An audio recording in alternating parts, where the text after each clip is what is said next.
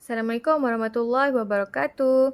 Okey, hari ini kita akan tengok beberapa contoh soalan penyelesaian masalah bagi tajuk bentuk. Okey, murid-murid boleh buka buku teks jilid 2, muka surat 94 dan juga 95. Okey, kita tengok dulu contoh soalan yang pertama. Okey, dia kata Cikgu Salina menampal 3 gambar pada papan putih.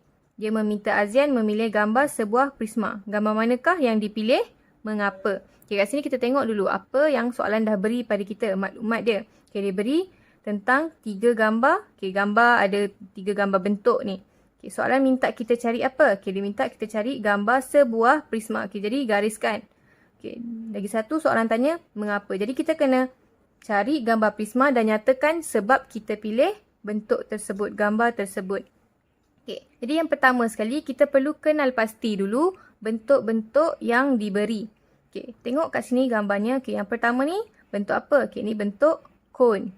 Okay, yang kedua ni bentuk cuboid. Dan yang ketiga ni bentuk sfera. Okay, jadi cara untuk kita tengok, cara untuk kita tentukan yang mana satu prisma, kita boleh buat jadual senarai semak.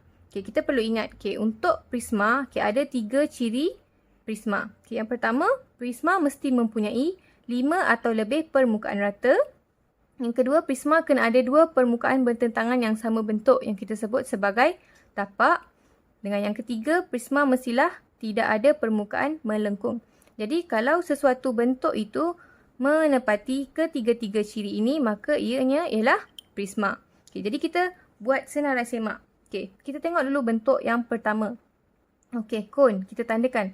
Adakah cone mempunyai 5 atau lebih permukaan rata? Okay, tidak. Kalau tak, pangkah. Okay. Untuk cone ada tapak. Okay, cone tak ada tapak. Pangkah. Okay, tengok pula cone adakah ianya mempunyai permukaan melengkung? Ya, ada. Jadi, tak pangkah. Okay, sekarang tengok pula untuk cuboid. Okay, cuboid ada 5 atau lebih permukaan rata? Ya. Okay, cuboid ada tapak? Ya. Cuboid tidak ada permukaan melengkung? Ya. Okay, right. Untuk sfera, kita tengok. Sfera ada tak 5 atau lebih permukaan rata? Okay, tak ada. Pangkah. Tapak. Okay, sfera pun tak ada tapak. Pangkah. Okay, permukaan melengkung. Okay, sfera ada permukaan melengkung. Jadi, kita pangkah. Jadi berdasarkan jadual yang kita dah buat ni, kita boleh tengok.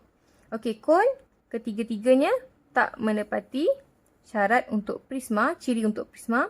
Sfera pun sama. Jadi kat sini kita boleh buat kesimpulan bahawa cuboid ialah prisma. Cuboid ialah prisma segi 4 tepat. Okey, jadi cone dan sfera ni bukan prisma sebab dia tidak menepati ketiga-tiga ciri prisma. Okey, jadi dia suruh berikan sebab. Okey, kenapa? Jadi kita nyatakanlah sebab dia. Okey. Berdasarkan 3 ciri ni kita boleh nyatakan. Okay, kita pilih cuboid kerana ianya ada 6 permukaan rata. Jadi dia ada 5 atau lebih. Okay, kemudian dia ada permukaan bertentangannya sama bentuk. Okay, jadi dia ada tapak dan tidak ada permukaan melengkung. Jadi kita nyatakan sebab dia tu, ciri-ciri prisma ni dia menepati ketiga-tiga ciri tersebut. Okay, kita tengok pula untuk soalan yang kedua. Okay, Wong menggunting satu bentuk. Bentuk itu ada 2 bucu lebih daripada pentagon. Apakah nama bentuk itu? Okay, kat sini kita tengok. Soalan minta kita cari bentuk yang ada 2 bucu lebih daripada pentagon. Jadi kita gariskan. Okay, ini yang soalan minta kita cari. Dia suruh kita namakan bentuk tersebut.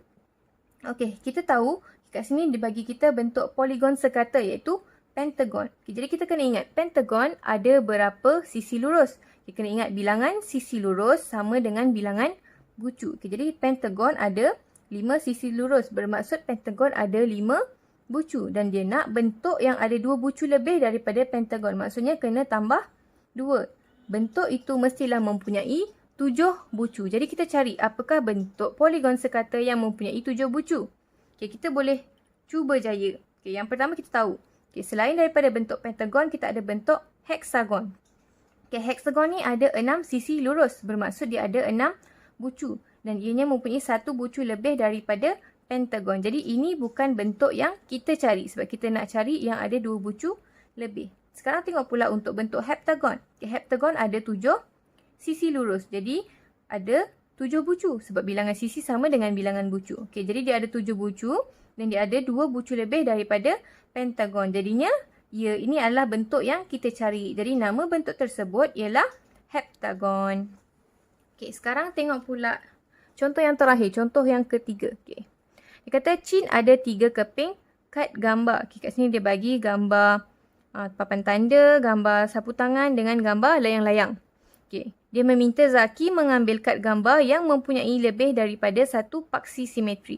Kad gambar manakah yang diambil oleh Zaki?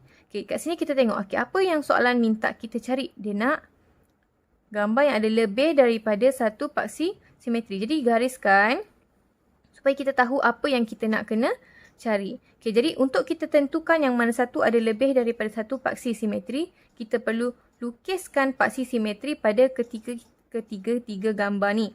Okay, jadi kita buat satu-satu. Okay, buat dulu untuk yang pertama ni. Okay, kita gariskan. Okay, cara mudah untuk buat paksi simetri. Okay, kena ingat paksi simetri itu apa? Paksi simetri ialah garisan lurus yang membahagikan sesuatu bentuk kepada dua bahagian yang sama padan. Okay, jadi kita tengok sini. Okay, cara mudah kita bahagikan dekat tengah. Bahagi kiri dengan kanan. Jadi kita tengok kiri dengan kanan. Kalau kita letak satu garis lurus, adakah kiri dan kanan tu sama? Okay, kalau macam ni sama. Jadi kat sini ada satu paksi simetri. Okay, cuba kita buat macam ni pula. Okay, kalau macam ni. Okay, kiri dengan kanan dia tak sama. Jadi kat sini bukan paksi simetri. Ingat, paksi simetri kena dua-dua bentuk tu sama. Jadi kalau kita lipat, dia akan dapat bentuk yang sama. Sama saiz, sama rupa. Kat sini ada satu paksi simetri yang kita boleh buat sahaja. Okay, kalau kita nak bahagi tengah, atas dan bawah pun tak boleh. Sebab nanti kat sini kecil, kat sini besar.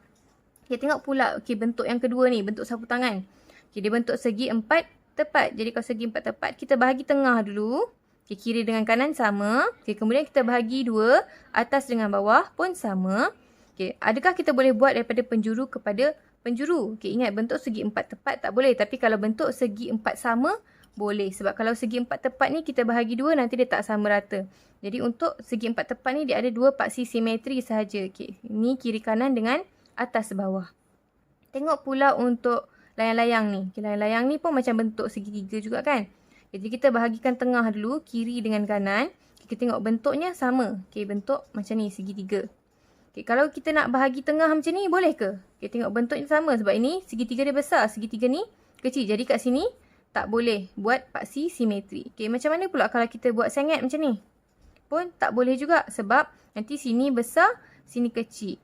Kalau buat macam ni pun sama tak boleh. Jadi kat sini pun ada satu paksi simetri je yang kita boleh lukis. Sebab dia atas ke bawah tak boleh, sengit pun tak boleh. Dia boleh buat bahagi kiri kanan je. Okay, jadi kat sini kita boleh buat kesimpulan. Okay, dia nak lebih daripada satu paksi simetri. Jadi Zaki akan ambil kad gambar sapu tangan yang berbentuk segi 4 tepat ni. Sebab ianya ada 2 paksi simetri. Yang dua-dua ni satu paksi simetri je. Okay, jadi itu sahaja untuk hari ni. Saya harap awak boleh buat. Semoga berjaya.